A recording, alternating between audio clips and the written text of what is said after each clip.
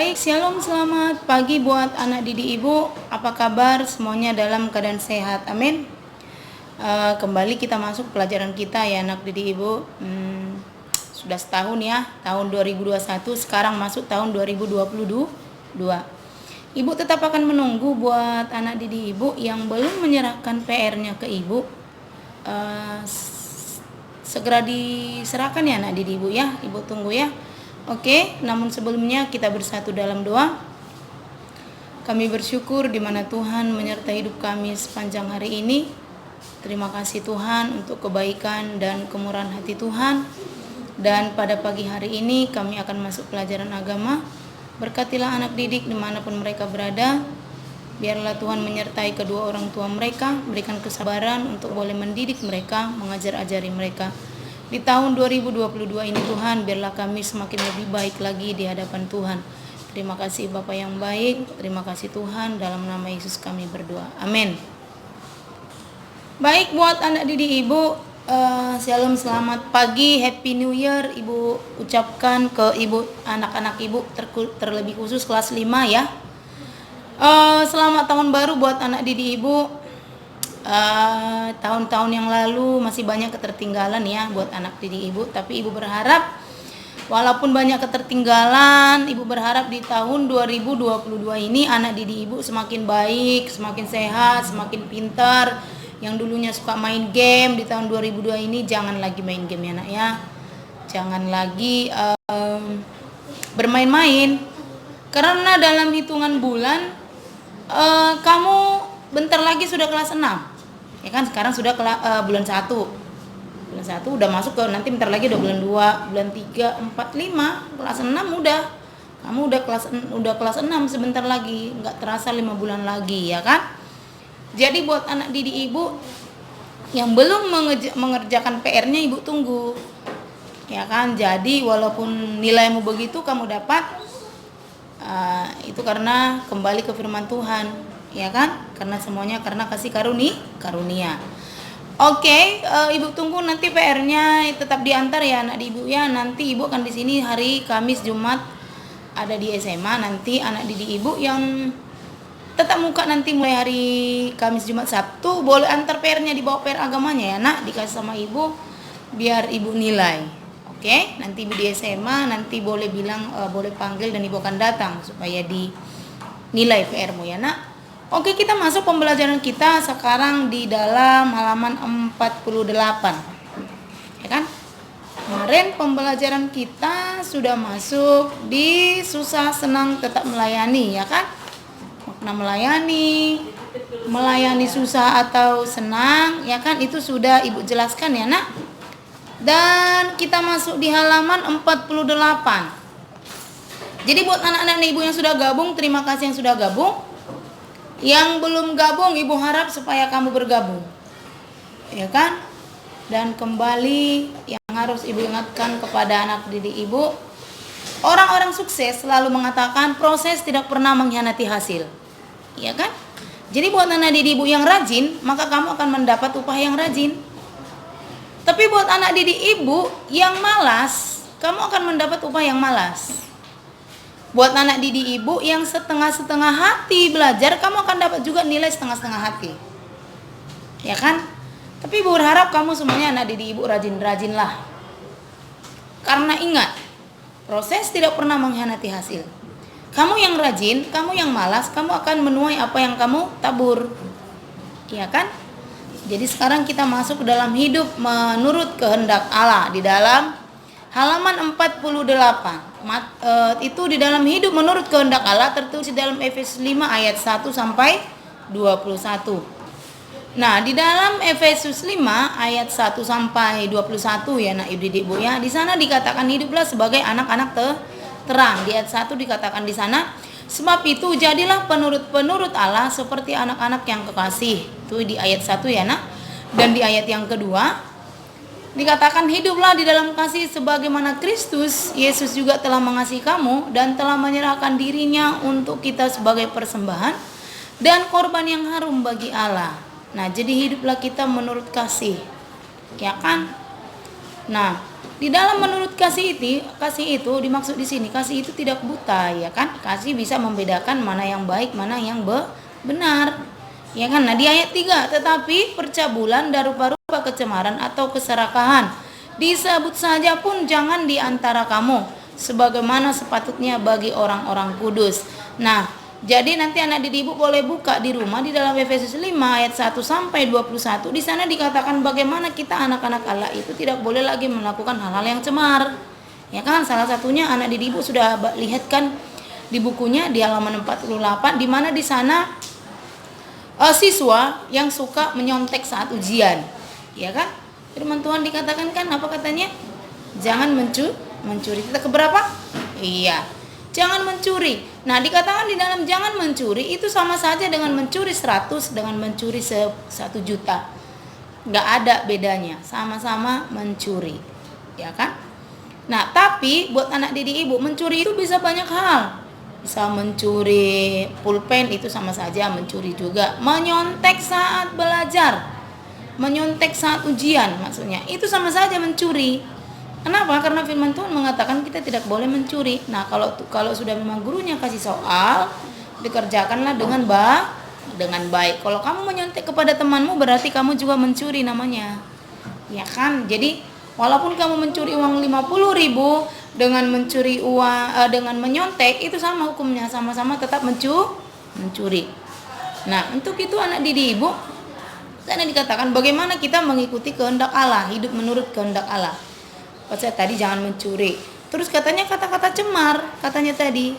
Ya kan itu di ayat 4. Nanti anak didik boleh baca, tapi dibacakan. Demikianlah juga perkataan yang kotor, yang kosong, yang sembrono. Ya kan? Karena hal ini tidak pantas, tetapi sebaiknya ucapkanlah syukur. Jadi kita tidak boleh menyebutkan kata-kata cakap kotor. Ya kan? Jadi cakap kotor apa saja itu? Contohnya menggunakan kebun binatang, ya kan? Kita kan beda dengan binatang, ya kan? Binatang kakinya berapa? 4, kita kakinya 2, ya kan? Jadi sebenarnya kita tidak boleh mengucapkan kata-kata kotor. Itu dikatakan dari Efesus 5 tadi ayat 4 ya anak didik ibu ya. Di sana dikatakan kita tidak boleh mengucapkan kata-kata kotor. Mengatakan hal-hal yang pantas itu tidak boleh. Nah, buat anak didik ibu yang suka cakap kotor, bertobat, nggak boleh. Itu berdosa, ya kan? Jadi kalau contohnya kamu mengucapkan kata-kata kotor, tiba-tiba bah. Contohnya kamu mengucapkan bah, ya kan? Akhirnya kalau kamu ngomong sama temanmu, jangan ucapkan langsung dilanjutkan, harus yang pikiran yang positif. Jadi banyak makan ya, baik kali kamu ya. Nah, jadi kata-kata kotor tadi nggak jadi. Nah, itulah kata-kata kotor itu tidak boleh diucapkan, kata firman Tuhan. Jadi katanya di situ bahwa mengucapkan kata-kata kotor diucapkan saja tidak boleh. Nah, ayat 5 juga apa dikatakan? Karena ingatlah ini baik-baik, tidak ada orang yang sundal, orang cemar, orang serakah. Artinya orang berhala mendapat bagian di dalam penyembah-penyembah berhala yang mendapat bagian di dalam kerajaan Kristus dan Allah itu tidak boleh diucapkan, dikatakan saja tidak boleh.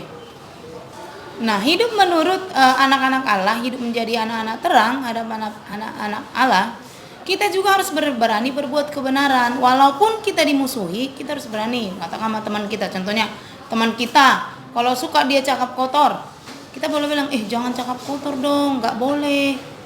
Nah, gitu boleh kita bilang, ya kan? Dan memang wajib kita katakan, ya kan? Nah, kalau temanmu contohnya suka dia ganggu temennya, kamu juga boleh ingatkan, jangan suka ganggu teman lah, karena kita nggak boleh, kata firman Tuhan, kita harus baik-baik sama teman. Nah, gitu ya, anak ibu ya. Nah, jadi kita ini memang hidup sebagai anak-anak terang harus berani mengatakan yang baik, ya kan? Kata firman Tuhan tadi di dalam ayat 4 itu, Efesus 5 ayat 4, bahwa diucapkan saja tidak boleh, itu ya kan? Kata-kata kosong itu nggak boleh. Apa aja itu kata-kata kosong? Contohnya kata-kata yang tidak bermakna, ya kan? Apa saja kata-kata bermakna? Dasar kau ini, ya kan? Dasar kau pemalas, itu kata-kata kosong, kata-kata sia-sia. Atau dikatakan, percuma lah aku datang. Nah, sebenarnya dalam hidup ini tidak boleh ada kata yang percuma. Setiap kita dalam hidup ini, setiap anak-anak ibu yang Tuhan tempatkan di lingkungan dan di keluarga masing-masing, Tuhan punya rencana yang indah. Jadi tidak ada kata percuma, ya kan? Oke. Nah, untuk itu hiduplah kita sebagai anak-anak terang. Di sini dikatakan di dalam materi kita hidup menurut kehendak Allah banyak hal. Apalagi di dalam Efesus 5 ayat 1 sampai 21, nanti anak-anak didik boleh baca. Di sana diterangkan semua, anak bebal pun nggak boleh. Apa itu anak bebal? Anak yang nggak bisa dibilangin. Nah, anak-anak ibu yang suka dinasihati orang tuanya, bebal itu nggak boleh. Nah, dari mana ibu tahu itu nggak boleh? Dikatakan di dalam ayat 15 dikatakan bahwa karena itu perhatikanlah dengan seksama bagaimana kamu hidup, janganlah seperti orang bebal, tetapi seperti orang arif. Orang bebal itu nggak bisa dibilangin, bebal. Contohnya, jangan main game lagi ya, anak diri, Nako. Contohnya, sebut namanya, Butet, jangan lagi main game. Coba angkat dulu piringnya ke belakang. Iya loh mak, tapi dia main game. Jangan main game lagi. Iya mak, tapi dilakukan. Itu sama saja dengan anak bebal, ya kan? Jadi di ayat 15 dikatakan karena itu perhatikanlah dengan seksama bagaimana kamu hidup, janganlah seperti orang bebal, tapi jadilah seperti orang arif, ya kan? Pergunakanlah waktu yang ada karena hari-hari ini adalah jahat. Itu dikatakan di ayat 16. Jadi pergunakanlah hari-hari ini dengan baik. Apa saja itu? Contohnya dari pagi, bangun pagi, kamu sudah berdoa belum? Setelah berdoa, kamu ada nggak rapikan tempat tidur? Setelah rapikan tempat tidur, ada nggak bantu mama? Setidaknya kalau mama lagi sibuk masak, setidaknya apa? Cuci sayur, bantu mama ambil air, banyak ya kan? Seperti contohnya ayah lagi sibuk nyuci kereta atau sepeda motor, atau cuci mobil. Kamu kan bisa bilang, Pak, aku bantuin ya Pak. Ayah, aku bantuin ya, ya. Aku ambilin ini ya, aku ambilin air ya. Nah, boleh dibantu. Jadi bekerja sama. Nah, makanya dalam keluarga itu harus bekerja sama. Contohnya ayah lagi sibuk, kamu boleh bantu. Kecuali kalau ayahnya kamu nggak tahu, jadi kamu bantu. Saya ambil obeng aja, ambil ini. Nah, itu boleh ya kan? Nah, kita juga harus mempergunakan waktu yang ada untuk anak didik ibu. Yang kamu suka main game, selain main game, yang suka kamu nonton Upin terus tiap hari sampai makan pun lupa. Nah, itu juga nggak boleh, karena harus mempergunakan waktu yang ada. Pergunakanlah waktu yang ada. Karena apa katanya? Karena hari-hari ini adalah jahat. Jahat itu apa? Untuk kita yang tidak bisa mempergunakan waktu. Kalau kita suka nonton film terus, ya kan? Nonton terus sampai lupa belajar, lupa makan, ya kan, lupa mandi. Nah, itu sudah jahat hari-hari kita itu. Kenapa? Karena kita tidak bisa mengontrol waktu dengan baik, ya kan? Nah, dan terus ayat 19 apalah katanya? Dan berkata-katalah seorang kepada yang lain dengan mazmur, kidung pujian, nyanyian rohani, bersorak-soraklah bagi Tuhan. Baru kalaupun kamu contohnya mengalami kesusahan, apa katakannya di ayat 20? Ucapkanlah syukur senantiasa dalam segala sesuatu di dalam nama Tuhan Yesus. Jadi mengucap syukur. Kalau kamu lagi kesusahan nih, contohnya, mamaku belum bisa bayar uang listrik lah, berdoa kepada Tuhan.